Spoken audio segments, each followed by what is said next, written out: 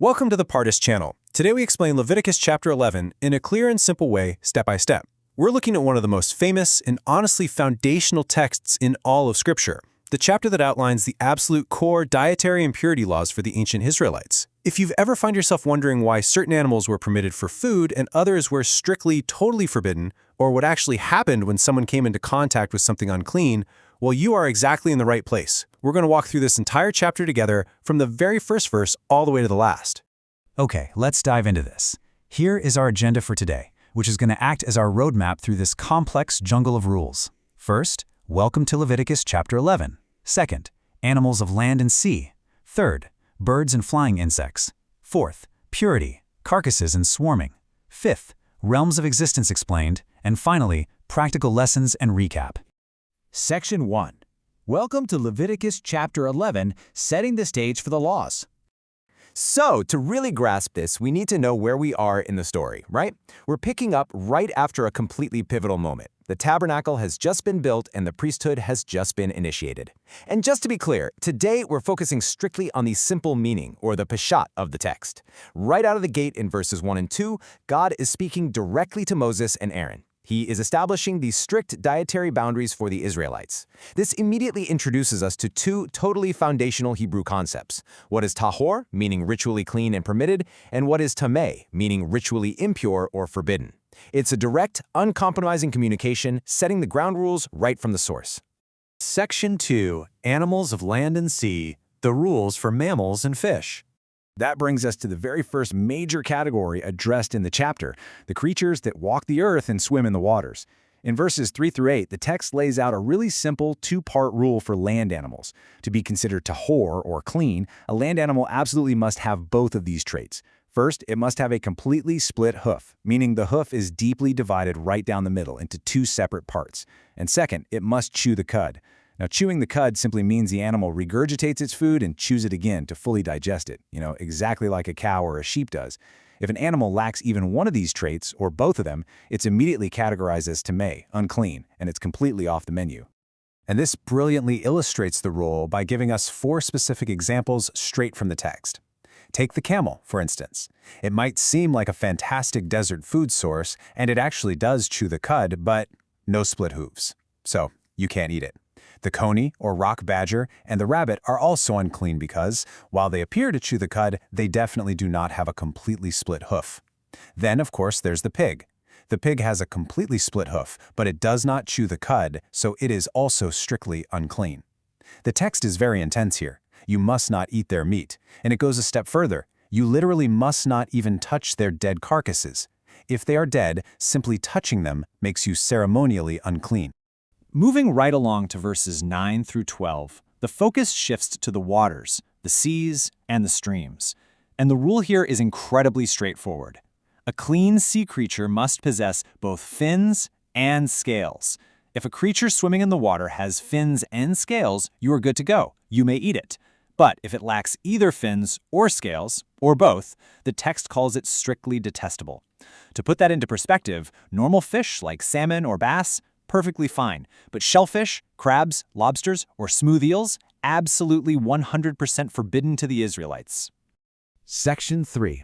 Birds and flying insects, creatures of the sky. So we've covered the land and the water. Keeping our step-by-step promise, we now look upward to the sky. For birds, verses 13 through 19 don't actually give us a physical biological rule like the split hooves or the scales. Instead, the text gives us a very specific, extensive do not eat list, and I want you to notice the groupings here. It ranges from majestic birds like the eagle and osprey to night hunters like the horned and screech owls, all the way down to scavengers like vultures, gulls, and even the bat, which, yes, is grouped with the birds here. The pattern is pretty undeniable. These are almost exclusively predators and scavengers. They are creatures of bloodshed, and that is a major red flag for purity. Next, in verses 20 through 23, the text comes down to flying insects. The general rule given is that all flying insects that walk on all fours are detestable and unclean. Essentially, if it's a winged bug that crawls around flat on the ground, it's completely forbidden.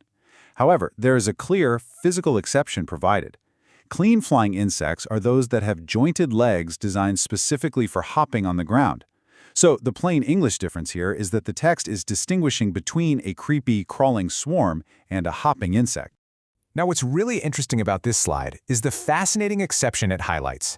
Verse 22 tells us they may actually eat any kind of locust, the katydid, the cricket, and the grasshopper. Because these specific insects have those long, jointed legs for hopping, they completely bypass the restriction placed on the swarming, crawling insects we just talked about. Long before anyone was buying modern protein bars, the text permitted these specific hopping insects as a perfectly acceptable crunchy snack. Section 4. Purity, carcasses, and swarming. Laws of contact and contamination. Up until now, the text has primarily focused on what the Israelites can and cannot eat. But as we move into verse 24, we shift gears. We go from what they can eat to what they can touch. Verses 24 through 28 break down exactly how contact with a dead body, a carcass of an unclean animal, practically affects a person. If you pick up or even casually bump into the carcass of an animal that doesn't have split hooves or doesn't chew the cud, you immediately enter a state of tamei, ritual impurity. And the text provides a step-by-step purification procedure. First, the contact happens. Second, the person must thoroughly wash their clothes. And third, they have to wait. They remain in a state of ceremonial uncleanness until the evening. Once the sun goes down, they are considered clean again. Continuing this whole theme of contact, verses 29 and 30 zoom in specifically on animals that scurry or move about low to the ground. The text explicitly lists the weasel, the rat, any kind of great lizard, the gecko, the monitor lizard, the wall lizard, the skink, and the chameleon. These are categorized as completely, unequivocally unclean. And the absolute most crucial point here is that when these specific swarming creatures die, their carcasses become a major source of contamination. Touching them when they're dead immediately triggers that exact same uncleanness until evening that we just talked about. But here's the catch.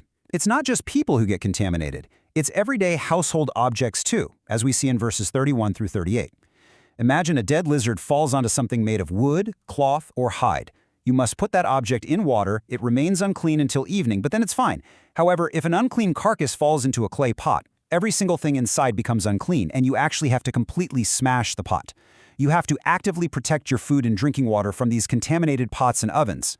Now, interestingly enough, natural bodies of water like springs and cisterns remain completely clean even if a carcass falls in, and dry agricultural seeds meant for planting stay clean too. But, and this is a big but, if you've put water on the seed to sprout it and a carcass falls on it, then that wet seed is permanently considered unclean for you. As we wrap up the specific rules in verses 39 through 43, there are two final critical details. First, even if an animal is perfectly clean, like a cow or a sheep, if it dies naturally on its own, touching its carcass still makes you unclean until evening and you have to wash your clothes.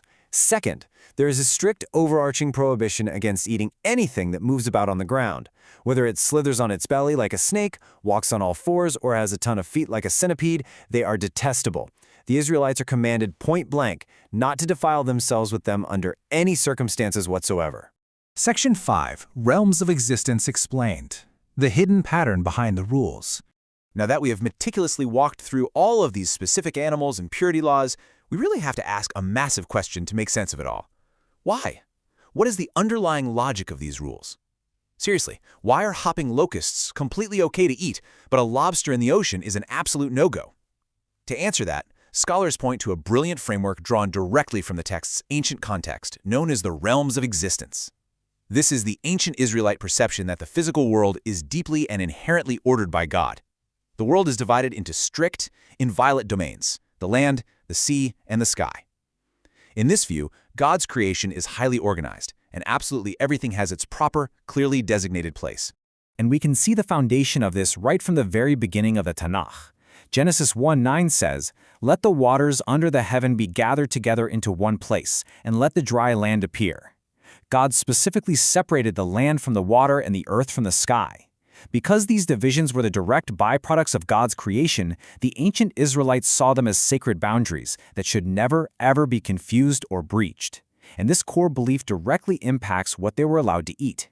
Let's move to and see how this builds a perfect pattern when we apply this framework to the rules we just read. Each realm has an ideal type of creature that perfectly fits its domain. The ideal land animal chews the cud and has completely split hooves, like cattle, peacefully grazing the fields. The ideal sea creature has fins and scales to perfectly navigate the water. The ideal sky creature uses its two wings to fly. Animals that blur the lines between these three realms were considered unclean. Think about it. A pig is a land animal, but it doesn't eat like an ideal land animal. A lobster lives in the sea, but it doesn't have fins and scales. It crawls around on the ocean floor like a land bug. A bat flies in the sky, but isn't a bird. Winged insects that crawl on the ground mix the sky and the land. By avoiding these line-blurring creatures, the Israelites were literally upholding the strict order of God's creation right at their dinner tables. Section 6. Practical Lessons and Recap. The Purpose of the Purity Laws. We've seen the what, we've seen the how, and we've explored the structural pattern behind the text. Now for the ultimate why. In verse 44, God states, "I am the Lord your God. Consecrate yourselves and be holy, because I am holy." He repeats this exact sentiment again in verse 45. The Hebrew concept of holiness here, kedusha, literally means to be set apart or separated. Listen, these rules weren't just some ancient health code. They were a physical, daily mechanism for separation. By consecrating themselves, by strictly monitoring every single bite of food they took and every single object they touched, the Israelites were set apart from other nations. These laws served as a constant, intensely physical reminder of God's holiness and His ongoing presence in their everyday lives. And that brings us to the grand recap in verses 46 and 47. The text concludes by stating that these are the regulations for all creatures of the land, the sea, and the sky. The ultimate practical goal is right there in plain text in verse 47. You must distinguish between the unclean and the clean, between living creatures that may be eaten and those that may not be eaten. The core lesson of Leviticus chapter 11 is all about bringing mindfulness and divine structure into the most basic, mundane human act we do, eating. Every single meal became an act of obedience, requiring the Israelites to consciously distinguish and choose God's path, effectively turning the ordinary into the sacred. So let me leave you with this thought.